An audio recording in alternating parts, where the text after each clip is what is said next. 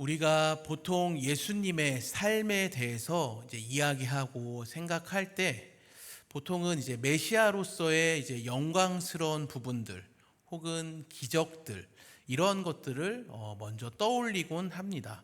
그러나 오늘 본문이 보여주는 예수님의 특별히 공생애에 있어 출발점은 영광과 기적보다는 시험과 들짐승이 있는 광야입니다.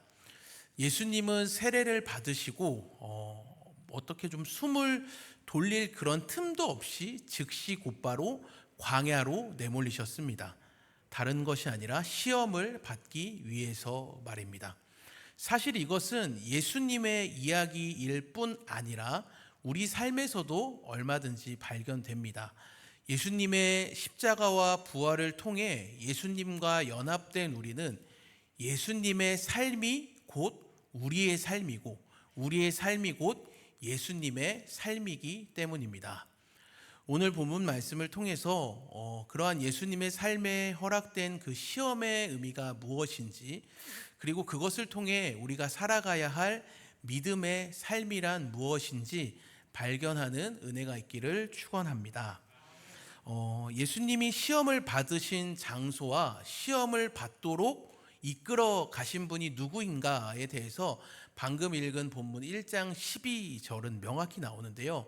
예수님은 성령께서 광야로 몰아내셨습니다. 12절을 다시 한번 보시면 성령이 곧 예수를 광야로 몰아내신지라 라고 말씀합니다. 몰아내신지라에 해당하는 단어는 단순히 이끌었다라는 뜻보다는 쫓아내다, 이제 밀어내다라는 조금 강한 의미를 가진 단어입니다. 즉 예수님은 이제 성령님에 의해 시험의 자리로 몰려 가셨다라는 것을 본문이 말하고 있는 것입니다. 이것이 우리에게 주는 이제 사실은 명확합니다. 우리가 때로는 광야라 여기는 상황과 환경에 있다 해도 그곳엔 나만 있는 것이 아니라 하나님이 함께 하신다라는 것입니다. 오히려 하나님이 우리를 광야에 내몰리도록 허락하셨다라는 것을 우리가 기억해야 됩니다. 하지만 이러한 사실이 우리에게는 사실 좀 굉장히 좀 어색합니다. 왜냐하면 어떤 축복이라든지 어떤 우리가 흥하는 것들 혹은 영광 같은 것들에만 머무는 것이 좋다고, 그것만이 하나님의 뜻이다라고 1차적으로 가장 먼저 그렇게 생각하는 경향이 우리들에게 있기 때문에 그렇습니다. 바꾸어 말하자면 내 경험과 내 생각에 비춰볼 때, 그리고 내 이해와 상식의 선 안에서 나에게 옳다고, 나에게 그것이 마땅하다고, 나에게 그것이 갖추어졌다고, 그것이 나에게 안전하다고 여겨지는 것만이 있어야 된다라는 자기중심적인 착각이 우리에게 있기 때문에 우리는 1차적으로 축복과 흥함과 영광 같은 것들만 우리가 머물러야 된다라고 생각하는 경향이 있는 것 같습니다. 그러나 반드시 기억하셨으면 좋겠습니다. 우리가 하나님의 뜻 안에 있을 때에도 얼마든지 우리의 삶은 광야일 수 있습니다. 우리가 광야에 있다고 해서 그것이 하나님이 우리의 삶에 부재하신다라는 것을 의미하지 않는다는 것을 기억해야 합니다. 이런 관점에서 보자면 예수님의 광야는 어떤 실패나 정죄가 아니었습니다. 오히려 하나님의 사명을 시작하는 자리이고 확인하는 자리가 광야였습니다. 사랑하는 여러분, 혹시 광야와 같은 상황에 내몰린 것 같다라고 느껴지고 여겨지는 때를 보내고 계신 성도님들이 계시다면 반드시 기억하셨으면 좋겠습니다. 광야는 우리 어떠한 심판과 정죄가 아니라 오히려 하나님의 뜻 가운데서 허락하신 자리이며 하나님이 내몰아 가시는 때라는 것을 기억하는 은혜가 있기를 간절히 소망합니다. 이어지는 이제 13절을 보면 그것이 더 명확해지는데, 13절 보시면 광야에서 40일을 계시면서 사탄에게 시험을 받으시며 라고 말씀을 합니다. 먼저 예수님은 광야에서 잘 알다시피 40일을 계시며 사탄에게 시험을 받으셨습니다. 여기서 40이라는 숫자는 잘 아시겠지만 상징적인 의미를 가지고 있습니다. 구약에서 이제 40이라는 숫자와 관련된 사건들이 굉장히 많이 나오는데, 그 중에 이제 대표적으로 세 가지 정도만 이제 소개를 하자면, 이스라엘 백성들의 40년 광야 생활이 있고, 이제 모세가 40일을 금식하며 이제 하나님과 대면하던 일들이 있었고, 또 대표적으로 엘리야가 음식 없이 40일을 여행한 일도 등장을 합니다. 그 밖에도 좀 굉장히 많이 40이라는 숫자가 나오는데, 따라서 40일 동안 예수님이 광야에서 시험을 받으셨다라는 것은 예수님이 다른 것보다도 구약 성경을 성취하시는 존재다라는 것을 명확하게 드러냅니다. 뿐만 아니라 40일간 광야에서 그 시험의 결과는 우리가 잘 알다시피 실패가 아니라 승리였습니다. 사탄이라는 공중의 권세 잡은 자의 시험에서 예수님은 실패가 아니라 완벽하고 완전한 승리를 하셨다라는 것입니다. 이러한 사실은 광야의 때를 보내는 우리에게 명확한 사실 한 가지를 알려줍니다. 광야의 결국, 광야가 힘들고 어렵고 시험의 기간이지만 그 광야의 결론과 결국은 실패가 아니라 승리라는 것입니다. 우리의 어떠함으로 얻어내는 것이 아니라 예수님이 이미 그렇게 승리하셨고 쟁취하셨고 승리하셨기 때문에 우리에게도 결국 광야의 결론은 승리인 줄을 믿습니다. 근데 이 사실을 우리가 너무나 이론적으로는 잘 압니다. 저도 마찬가지고요. 그런데 막상 내가 정말 광야에 그 발을 디디면, 광야에만 들어오면 승리라는 단어는 사라져버리고 전혀 보이지가 않죠. 우리의 시야는 승리가 아니고 계속되는 답답함과 갑갑함과 실패에만 머무는 것처럼 여겨지는 것이 우리의 현실이라는 거예요. 끝없는 실패와 좌절과 낙담, 불안과 긴장에만 집중하게 되는 것이 우리의 연약한 현실이다라는 것입니다. 마가복음을 기록한 마가도 이것을 너무나 잘 알고 있었습니다. 신자의 삶이 너무나 그리스도로 인해 영광스럽고 복되지만 광야가 여전히 있고 시험이 있었다는 것을 마가복음을 기록한 마가는 그것을 너무나 잘 알고 있었던 것 같아요. 그래서 이어지는 13절의 하반절을 보면 이런 표현이 나오고 있어요. 13절 다시 보시면 광야에서 40일을 계시면서 사탄에게 시험을 받으시며 들짐승과 함께 계시니 라고 말씀을 합니다. 예수님이 광야에서 사탄에게 시험을 받으실 때 무엇과 함께 계셨다고 합니까? 들짐승과 함께 계셨습니다. 들짐승은 이제 마태복음, 예수님의 시험이 이제 마태복음, 마가복음, 누가복음에 다 공간복음에 기록이 되어 있는데, 마태복음과 누가복음에는 등장하지 않는 조금 독특한 표현, 그게 바로 들짐승입니다. 그런데 이 들짐승이라는 단어는 구약의 배경에서 살펴보면 이제 시편과 에스겔 등의 그 표현들이 등장을 하는데, 핵심은 공포와 위협을 상징하는 조금 부정적인 표현 뜻을 담고 있습니다. 따라서 예수님이 광야에서 들짐승과 함께 계셨다라는 것은 공포와 위험한 상황, 부정적인 상황에 처해 계셨다라는 것을 의미하는 단어인 것입니다. 광야에서의 시험이 외롭고 황량했다, 불안과 긴장의 계속이었다라는 것을 조금 더 극대화하고자 하는 목적을 가지고 마가복음을 기록한 마가는 예수님이 들짐승과 함께 계셨다라고 표현을 하고 있는 것입니다.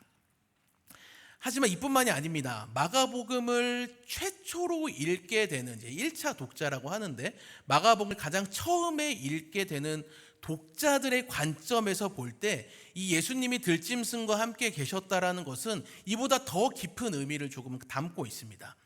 마가복음을 최초로 읽게 되는 독자들은 풍무동에 있는 김포성문교회 성도님들이었으면 좋겠는데 로마에 있는 그리스도인들이었습니다. 그래서 마가복음이 기록될 당시의 배경을 간략하게 말씀드리면 로마의 핍박이 극에 달해 있던 시점이었습니다. 그래서 대표적으로 베드로가 순교했던 시기와 맞닿아 있다라고 학자들은 기록을 합니다. 따라서 마가복음을 최초로 읽게 되는 1차 독자들은 어떤 상황에 있었습니까? 굉장히 좀 편하고 안락한 환경에서 예배하고 하나님을 섬겼다기보다는 극심한 핍박 가운데 있었습니다. 정말로 예배드리다가 얼마든지 잡혀가고 죽을 수 있는 상황에 있었다라는 거예요. 그래서 여러 가지 핍박의 모습들이 있었는데, 그 극심한 핍박의 모습들 중에 구체적인 모습 중에 하나는 대표적으로 무엇이었냐면 그리스도인들을 잡아다가 원형 경기장에 들짐승의 먹이로 던져졌다라는 기록이 남아 있습니다. 따라서 마가복음을 최초로 읽게 되는 로마에 있는 신앙 공동체 독자들은 이 마가복음 1장 13절을 읽으면서 이 들짐승이라는 단어를 보자마자, 그러니까 우리는 그냥 되게 굉장히 독특한 표현이다라고 생각했겠지만, 마가복음을 최초로 읽는 독자들은 들짐승이라는 단어를 보자마자 한 가지 사실을 자연스럽게 떠올리게 됩니다. 그게 무엇입니까? 예수님을 믿는다는 이유로 들짐승에게 던져지던 순교자들의 모습을 생각하게 되었다라는 점입니다. 그러므로 마가복음을 읽던 로마의 신앙 공동체, 교회, 그리스도인들은 들짐승이라는 단어를 보면 자연스럽게 요즘 말로 하면 PTSD, 외상 후 스트레스 장애가 왔을 게 분명합니다. 트라우마가 생겼을 거예요. 그런데 그게 바로 마가복음을 기록한 마가가 의도한 지점이라는 거예요. PTSD로만 머물던 그 들짐승을 언급함을 통해서 그걸 더 이상 PTSD로 여기지 말라는 것이 마가가 의도한 부분이기 때문에 그렇습니다. 13절 다시 보시면 이런 표현도 나옵니다. 광야에서 40일을 계시면서 사탄에게 시험을 받으시며 들짐승과 함께 계시니 누가 수종을 들었다고 합니까? 천사들이 수종 들더라. 아멘. 광야에는 사탄과 들짐승만 있는 게 아닙니다. 누가 있었다고 합니까? 예수님을 수종 들던 천사들이 있습니다. 여기에서 수종 들더라라는 단어도 디아코네오라는 단어가 쓰였는데, 섬기다, 봉사하다, 여기서 집사라는 그 직분이 나온 단어이기도 한데 그런 뜻들이 담겨져 있어요. 광야에서 계속된 시험으로 인해서 예수님은 고독하셨을 겁니다. 고난이 있으셨고 외로우셨고 불안이 있었을 거예요. 하지만 그 가운데 천사들이 예수님을 섬겼고 천사들이 예수님을 위해 봉사로 돕고 있었다라는 것을 마가가 기록하고 있는 것입니다. 사랑하는 여러분, 그런데 여기서 더 한 가지 더 놀라운 지점이 있습니다. 이 수종 들더라라는 단어에 쓰인 시제를 이제 살펴봐야 되는데, 어떤 시제가 사용이 됐냐면 미완료 시제가 사용이 됐습니다. 무슨 말입니까? 완료되지 않았다는 뜻. 천사들이 그냥 단 한 번만 예수님을 섬기고 수종 들고 끝낸 게 아니라 계속해서 완료될 때까지 끊임없이, 언제까지예요? 40일의 시험이 끝날 때까지 천사들이 예수님을 돕고 섬기고 보호했다라는 것을 마가는 기록하고 있는 것입니다. 누가 이 천사들을 보내고 누가 보내셔서 돕고 섬기도록 하셨을까요? 성자 예수님을 너무나도 아끼고 사랑하시는 성부 하나님이십니다. 하나님의 포기하지 않으시는 그 끊임없는 완전하시고 온전하시고 신실하신 그 사랑이 들짐승이 가득한 그 사탄의 시험에서 예수님을 한 번 돕고 끝난 게 아니라 끊임없이 도우시고 섬기시고 함께 하신 줄을 믿습니다. 그러므로 이 마가복음을 가장 처음에 읽었던 로마의 그 신앙 공동체, 그리스도인들, 순교자들이 발생해 나가던 그 로마의 신앙 공동체는 그 들짐승으로 인한 PTSD를 완전히 벗겨낼 수가 있는 거죠. 먼저는 우리 예수님도 그 들짐승과 함께 하심으로 고난을 당하셨기 때문에 들짐승의 밥이 되는 신자들의 마음을 예수님이 전혀 공감 못하시는 게 아니라 충분히 완전히 공감하시고, 본인도 그렇게 먼저 그 길을 가셨고 당하셨기 때문에 위로할 수 있다라는 것이고, 다음으로는 들짐승의 밥이 되어야 하는 그 절망적이고 죽음의 극한의 상황에서도 예수님을 끊임없이 돕고 섬겼던 천사들이 순교의 자리에 있는 자들과도 함께 하시고 도우신다라는 것을 알게 되었기 때문입니다. 무엇보다 궁극적으로 우리 구주께서는 아무도 갈 수 없는 그 골고다의 언덕길을, 십자가를 지고 먼저 가셨기 때문에 그 어려움 가운데 있는 신자들을 공감하시고 위로하시고 도우실 수 있는 하나님이시기 때문인 줄을 믿습니다.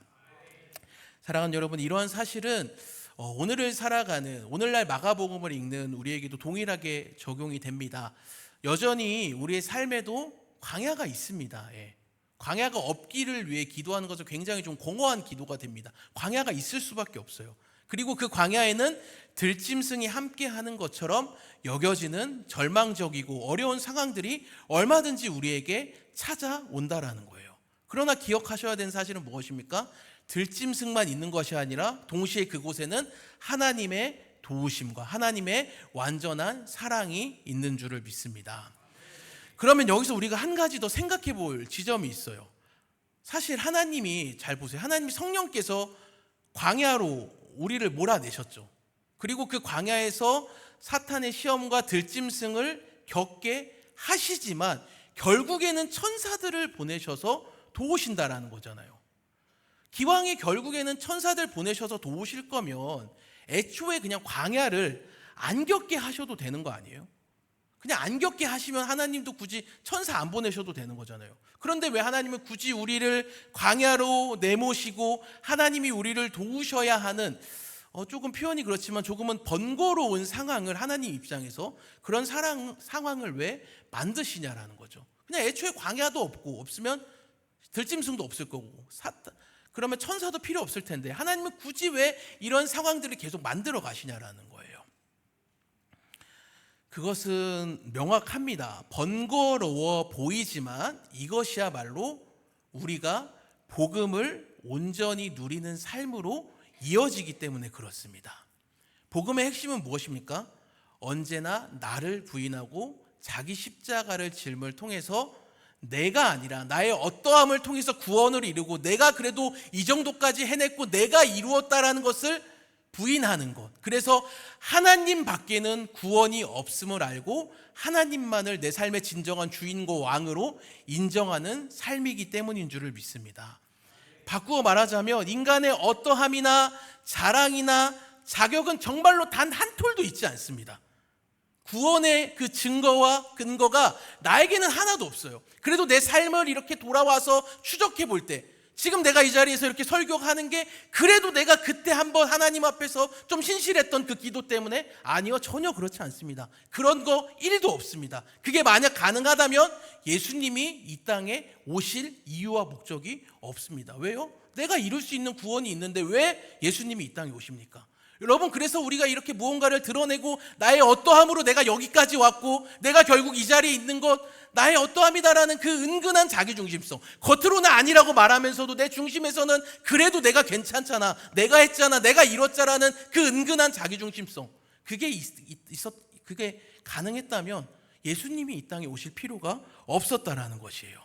그래서 바꾸어 말하자면 인간의 어떠함이나 자랑과 자격은 정말도 1g도 단 한 톨도 있지 않고 구원은 오직 여호와 하나님께만 있다는 것을 알게 하시려고 하나님은 우리를 광야로 내모셔서 우리를 낮추시고 때로는 들짐승과 시험을 겪게 하신다라는 것입니다.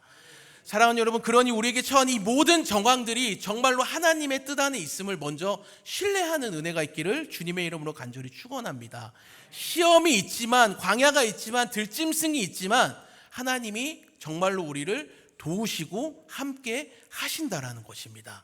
그러므로 우리에게 이러한 자세가 필요합니다. 소위 하나님이 정말 모든 판을, 좀 표현이 그렇지만, 다 깔아놓으신 거거든요. 그리고 다 책임져 주시는 거거든요. 광야고 시험이고 들짐승이 있지만 결국에는 그 가운데서 우리를 수종드시고 보호하시는 하나님이 뒤를 다 봐주시고 도우시니 그 안에서 우리가 어떻게 살아가야 되는 거예요? 조금이라도 신자로서 영광스러운 방향성과 목적성을 가지고 그리스도인의 합당한 영광스러운 삶을 향한 목적과 방향성을 가지고 조금이라도 한 번씩 연습하고 실행하고 그렇게 살아가야 한다라는 거예요. 물론 그렇게 살아가고자 할 때 승리만 있지 않습니다. 1000번 도전해서 1000번 다 성공하는 사람은 하나도 없습니다. 1000번 했으면 한 번 할까 말까요. 그래서 때로는 실패가 있죠. 좌절하는 일도 있을 거예요. 그런데 기억해야 되는 사실이 뭐예요? 승리만 일을 하는 게 아니라 실패와 좌절도 반드시 우리 안에서 하나님은 일을 하시는 전능하신 하나님이시라는 거예요. 우리가 뭐가 하나님 앞에서 잘 보이고 뭔가 했을 때만 하나님이 기뻐하시고 나에게 다가오시는 분이 아니라 정말로 하나님의 이름을 부르지도 못하고 하나님을 부인하는 그때에도 그 사실들을 가지고 우리 하나님은 반드시 구원을 이루시고 일하시는 전능하시고 신실하신 하나님이신 줄을 믿습니다. 그래서 이게 복음이 되는 거예요. 그러니 승리할 때에만 하나님이 우리와 함께 하신다라는 그 얕은 생각에서 이제는 좀 벗어나서 실패가 있고 때로는 두려움이 있고 좌절이 있고 불안이 있는 그때에도 하나님은 나를 통하여 신실하게 함께 하시고 일하신다라는 그 믿음을 갖고 우리에게 주어진 삶의 자리에서 광야와 시험과 들짐승이 있는 그곳에서 명예롭고 영광스러운 신자의 삶을 누리며 살아가는 은혜가 이 시간 말씀을 듣는 모든 분들에게 있기를 주님의 이름으로 간절히 축원합니다. 그 결국은 명확합니다. 하나님만을 전적으로 의지하고 하나님만을 사랑하는 삶입니다. 이것에 대해 사도 바울은 고린도후서 1장 8절 9절에서 이렇게 얘기합니다. 형제들아, 우리가 아시아에서 당한 환난을 너희가 모르기를 원하지 아니하노니 힘에 겹도록 심한 고난을 당하여 살 소망까지 끊어지고 우리는 우리 자신이 사형 선고를 받은 줄 알았으니, 우리 이는부터 같이 읽습니다. 이는 우리로 자기를 의지하지 말고 오직 죽은 자를 다시 살리시는 하나님만 의지하게 하심이라. 아멘. 고난이 있습니다. 사형 선고를 받은 것 같았대요. 산 소망까지도 끊어졌대요. 들짐승의 밥이 돼도 시원치 않은 그런 상황이 사도 바울이 내몰렸던 거죠. 그런 고난과 어려움의 이유, 그 궁극적인 목적에 대해 사도 바울은 뭐라고 합니까? 그 고난의 이유와 목적이 뭐라는 거예요? 우리로 자기를 의지하지 말고 오직 죽은 자를 다시 살리시는 하나님만 의지하게 하심이라. 하나님만 의지하게 하심이라. 이것이 바로 신자의 명예이고 정체성이고 진정한 그리스도인의 삶의 이유와 목적이 되는 줄을 믿습니다.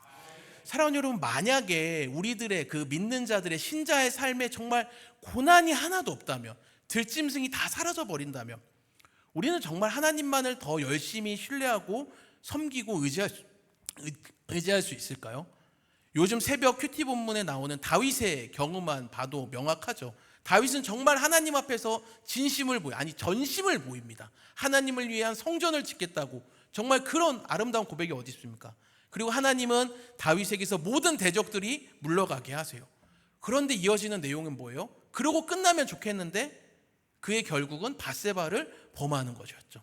살인이었고 거짓이고 음란으로 이어질 수밖에 없었다라는 거예요. 이것이 의미하는 바가 무엇이겠습니까? 우리는 어떻게든 하나님보다는 나를 의지하고 싶은 존재, 내 삶의 주인이 내가 되기를 끊임없이 에덴 동산에서부터 지금까지 갈망하는 연약한 존재라는 것입니다. 하나님 앞에 예배하고 말씀을 보고 기도하는 소위 그 종교적인 모습들의 궁극적인 목적이 하나님을 더욱 사랑하는 것이 되고 정말로 하나님만을 더욱 의지하는 것, 그래서 하나님 없이는 살 수 없는 존재가 되어야 하는 것이 되어야 하는데, 그런 종교적인 모습들의 궁극적인 목적이 오히려 좀 하나님을 어르고 달래서 그냥 하나님은 내가 교회에 왔을 때에만 나를 만나주시고 나를 축복해 주시고 내 삶의 모든 영역, 그 깊은 영역에서는 하나님이 개입하시지 않기를 원하는 모습이 우리에게 있다라는 것입니다. 그래서 하나님은 결코 우리를 이런 모습으로 살게 놔두지 않으신다라는 거예요. 고난이 없으면 우리는 죽습니다, 여러분. 왜요? 하나님 없이 살 수 있다라고 끊임없이 외치는 존재인데 고난이 없으면 우리는 망하게 되는 거예요. 하나님이 이거를 너무나 잘 아시는 거죠, 우리의 기질을. 그래서 그러한 모습으로 살게 놔두지 않으신다는 거예요. 그분은 우리의 삶을 그래서 끊임없이 추적해 오시고 찾아오시는 거죠. 하나님 없이 살 수 없는 존재라는 것을 알도록 하기 위해서. 그래서 하나님만을 의지하는 존재임을 선명히 깨달아 하나님만 전적으로 의존하고 사랑하도록 만드시기 위해서 말입니다. 그러니 사랑하는 여러분, 고난이 있다라는 것, 광야가 있다라는 것, 들짐승이 있다라는 것, 오히려 우리가 감사할 수 있는 제목이 될 수 있기를 주님의 이름으로 간절히 축원합니다. 그 고난 가운데 그러므로 이제 우리가 해야 될 것은 무엇이에요? 하나님의 그 영광스러운 성도의 삶을 드러내기를 힘써야 되는 거예요. 하나님이 뒤에서 다 돌봐주시고 책임져 주시니까 그 안에서 기왕이면 하나님이 영광스러워하시고 하나님이 영광 받으시는 쪽으로 우리의 삶의 모습을 바꾸어 나가야 된다는 거죠. 물론 매번 영광스러운 모습으로만 반응할 수 없는 것이 우리의 연약합니다. 그러나 괜찮다는 거예요. 하나님은 실패를 통해서도 일하시는, 불안과 좌절과 한숨과 여러 가지 우리의 분노를 통해서도 신실하게 일하시는 하나님이시기 때문인 줄을 믿습니다. 바라기는 이 진리의 말씀을 붙들고 우리의 삶에서 그 하나님을 누리는 은혜가 우리 모두에게 있기를 주님의 이름으로 간절히 축원합니다. 찬양하고 기도하겠습니다.